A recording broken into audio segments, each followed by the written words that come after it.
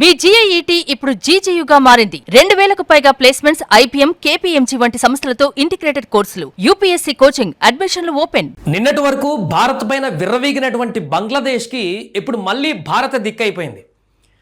జంజీతో లేకుంటే అక్కడ నిరసనకారులతో అక్కడ ప్రభుత్వాన్ని కూల్చేసి కొత్త ప్రభుత్వాన్ని తీసుకువచ్చాం, మేము భారత్ చెప్పినట్టు వినడం కాదు, కనీసం మేము భారత్కు వ్యతిరేకంగా పనిచేస్తామన్నంత రేంజ్లో ఈ మధ్యకాలంలో అక్కడ వ్యాఖ్యలు వినిపించినటువంటి సందర్భంలో ఇప్పుడక్కడ తీవ్రమైనటువంటి ఆర్థిక సంక్షోభం కానీ కరెంటు సంక్షోభం కానీ ఇవన్నీ వచ్చినప్పుడు మరలా అన్నీ మూసుకొని భారత్ వైపు చూడాల్సిన పరిస్థితి బంగ్లాదేశ్కి వచ్చింది.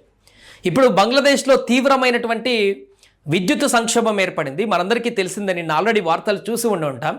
బంగ్లాదేశ్లో పూర్తిగా రాత్రి 8 లోపే అన్ని మాల్స్ కానీ వాణిజ్య సముదాయాలు కానీ అన్నీ కూడా 8 లోపే పూర్తిగా క్లోజ్ చేసేసేయాలి, ఎలాంటి కార్యకలాపాలు చేయడానికి లేదు, విద్యుత్ కొరత కారణంగా ఉదయం 11 గంటల నుంచి రాత్రి 8 గంటల వరకే అన్నీ క్లోజ్ చేసేయాలంటూ కూడా ఆర్డర్స్ ఇప్పుడే పాస్ చేసింది ఇప్పటికే బంగ్లాదేశ్. ఇది ఒక ఎత్తు అయితే అనధికారికంగా ఢాకా లాంటి పరిసర ప్రాంతాల్లో ఉన్నటువంటి అనేక గ్రామాలలో నిత్యము 10 నుంచి 12 గంటల వరకు కూడా అనేక గ్రామాలలో విద్యుత్ లేనటువంటి పరిస్థితి ఏర్పడుతుందంట. అంటే కనీసం కేవలం నైట్ మాత్రమే, రాత్రులు మాత్రమే విద్యుత్ వచ్చేటువంటి అవకాశం ఉంటుంది. రాత్రులు కూడా కొన్ని సందర్భంలో కట్ అవుతుంది.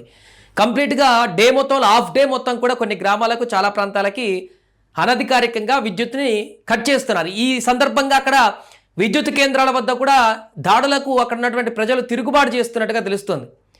సో ఇప్పుడు భారత్ వైపు ఎందుకు చూస్తుంది అంటే ఇలాంటి పరిస్థితి నేపథ్యంలో, సో ఇప్పటి వరకు ఎవరిని చూసుకొని అయితే బంగ్లాదేశ్ ఎగిరిందో, ఎవరిని చూసుకొని అయితే భారత్ పైన గత కొన్ని నెలలుగా విర్రవీగుతూ వ్యాఖ్యలు చేస్తూ వచ్చిందో, తన కష్టకాలంలో ఉంటే, తన సంక్షోభంలో ఉంటే ఆదుకోరనేటువంటి విషయం ఇప్పుడు అర్థమైపోయింది.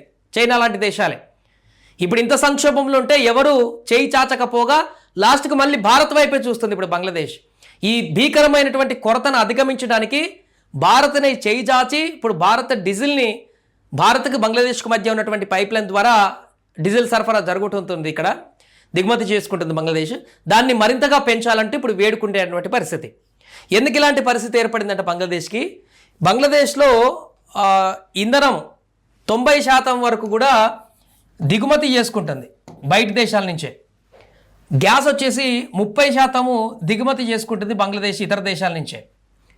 సో దీని కారణంగా ఏమైందంటే గత కొన్ని రోజులుగా అమెరికాలో ఉన్నటువంటి, అమెరికాకు చెందినటువంటి కంపెనీ ఎక్సలరేట్ ఎనర్జీకి చెందినటువంటి ఒక కంపెనీలో అక్కడ ఆ టెర్మినల్లో అగ్ని ప్రమాదం సంభవించడం చోటి గత నెలలో ఆ సరఫరా అంతా కూడా ఆగిపోయింది. ఆ తర్వాత జూలై 21న మళ్ళీ పునరుద్ధరించినప్పటికీ కూడా సముద్ర మార్గంలో మనకు తెలిసిందే పరిస్థితులు ఎలా ఉన్నాయో, అక్కడి నుంచి ట్రాన్స్పోర్టేషన్ వాణిజ్యానికి సంబంధించి అనేక ఇబ్బందులు ఉండడం కారణంగా విపరీతమైనటువంటి షార్టేజ్ బంగ్లాదేశ్కి రావడం జరిగింది. ఎందుకంటే 90% ఇతర దేశాలనే ఈ దిగుమతికి ఆధారపడింది కాబట్టి బంగ్లాదేశ్ అలాంటి పరిస్థితి ఏర్పడింది.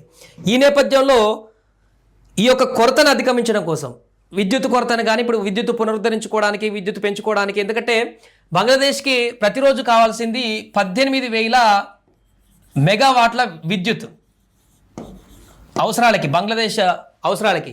కానీ ఇప్పుడు వాళ్ళకి అవైలబుల్గా ప్రస్తుతం కొనసాగుతుంది కేవలం 13,000 మాత్రమే.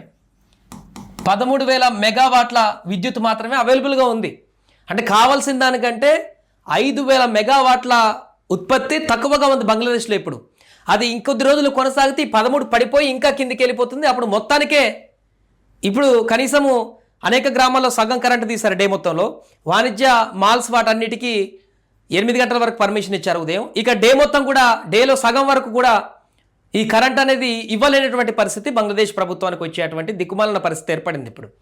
అందుకే ఇప్పుడు ఏ ఆప్షన్ లేకుండా మళ్ళీ భారత్ వైపే చూస్తే ఇప్పుడు భారత్ని రిక్వెస్ట్ చేసుకోవాల్సినటువంటి పరిస్థితి. డీజిల్ని మాకు ఎక్కువగా ఇంపోర్ట్ చేయండి, ఇప్పుడు ఇస్తున్న దాని సరఫరా కంటే కూడా ఎక్కువ డీజిల్ని ఇప్పుడు పంపించండి మాకు, దాని ద్వారా ఈ యొక్క ఇంధనం కొరత అనేది తగ్గుతుంది, దాని ద్వారా విద్యుత్ ఉత్పత్తి కూడా ఎలాంటి ఆటంకం లేకుండా ఉంటుందనేటువంటి ఉద్దేశంతో భారత్ వైపు బంగ్లాదేశ్ మొగ్గు చూపుతున్నటువంటి పరిస్థితి అయితే ఏర్పడింది. సో ఈ పరిణామం ఎందుకు వచ్చిందంటే ఇప్పుడు చెప్పుకున్నట్టే ఇప్పుడు ఇక్కడ టెర్మినల్లో నెలకొన్నటువంటి ఒక అగ్ని ప్రమాదంతో పాటుగా సముద్ర మార్గాల్లో ఉన్నటువంటి ఇప్పుడు అస్థిరతలు, ముఖ్యంగా బంగ్లాదేశ్ ప్రభుత్వం చేసుకుంటున్నటువంటి స్వకార్యాలయం చెప్పొచ్చు ఒక రకంగా.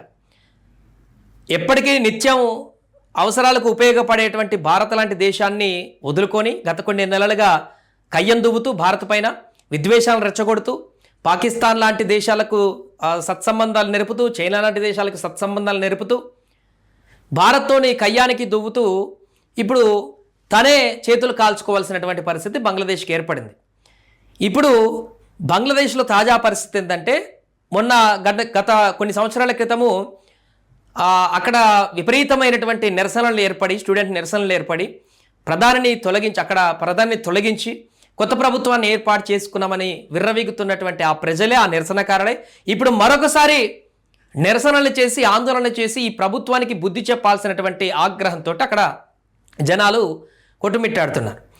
అందుకే ఒక సమస్య వచ్చినప్పుడు దేశంలో నిరసనలు చేసేటువంటి వ్యక్తులు ఆలోచించాల్సింది ప్రభుత్వం మారితే లేకుంటే ఈ యొక్క నిరసనల ద్వారా కొత్త మార్గాన్ని ఎంచుకుంటే అది సాల్వ్ అవుతుందా, లేకుంటే అంతర్జాతీయంగా ఇతర దేశాలతో ప్రభుత్వ సంబంధాలు ఏ రకంగా ఉంటున్నాయి, మన దేశాన్ని ముందుకు తీసుకువెళ్ళడానికి అభివృద్ధి పదంలో తీసుకువెళ్ళడానికి ఎలాంటి నిర్ణయాలు తీసుకోవాలి, దానికి అనుగుణంగా ప్రభుత్వం ఏం చేస్తుంది, ఇలాంటి విద్వేషాలకి మనం లోనవుతున్నటువంటి ఈ యొక్క ఆలోచనలు లేకుండా ఆ ట్రాప్లోకి దిగి కనుక ఈ రకమైనటువంటి విధ్వంసాలకు పాల్పడితే నేపాల్ పరిస్థితి కూడా ఇప్పుడు అదే. అక్కడేదో ఏదో చేసాం, మేము మొత్తం ప్రభుత్వాన్ని మార్చేసాం, కొత్త ప్రభుత్వాన్ని తెచ్చుకున్నామని విర్రవీగినటువంటి అక్కడ ప్రజలే ఇప్పుడు ఆ వచ్చినటువంటి కొత్త వ్యక్తిని యువకుని జంజీ ఎవరైతే పెట్టుకున్నారో అతన్నే ఇప్పుడు మళ్ళీ అతనిపైన నిరసనకారులు ఆందోళన వ్యక్తం చేసి అతన్ని గద్దెదించడానికి ప్లాన్ చేస్తున్నారు. ఏ దేశంలో అయినా కూడా అంతే. సో ప్రస్తుతానికైతే బంగ్లాదేశ్లో నెలకొన్నటువంటి ఈ దుర్భరమైనటువంటి పరిస్థితి నుంచి బయటపడడానికి ఇప్పుడు భారత్ వైపే చూస్తూ భారత్కి చేయి చాచినటువంటి పరిస్థితి ఏర్పడింది. కాబట్టి మరి దీనికి భారత్ ఎలా బదులిస్తుంది? ఆబ్వియస్గా ఈ భారత్కి మనందరికీ తెలిసిందే, మన దేశం ఎవరి కష్టాల్లో ఉన్నా కూడా ఆదుకునేటువంటి సద్భావం ఎక్కువనే ఉంటుంది. కాబట్టి మరి సరఫరాలో బంగ్లాదేశ్కి సహాయం చేస్తుందా, లేకుంటే బంగ్లాదేశ్ గతంలో చేసినటువంటి అనేక కార్యక్రమాలకి మరి ఇంకేమైనా రిజల్ట్ ఉంటుందా అనేది చూద్దాం. ప్రస్తుతానికైతే బంగ్లాదేశ్లో దారుణమైనటువంటి పరిస్థితులు ఏర్పడ్డాయి. రాబోయే రోజుల్లో ఇలానే కొనసాగితే ఇప్పుడు విద్యుత్ కొరత ఉంది, ఆ తర్వాత ఆహార కొరతలు, రకరకాల కొరతలు వచ్చేసి అల్లకల్లోలంగా మారేటువంటి పరిస్థితి అయితే అక్కడ చాలా క్లియర్గా కనిపిస్తుంది.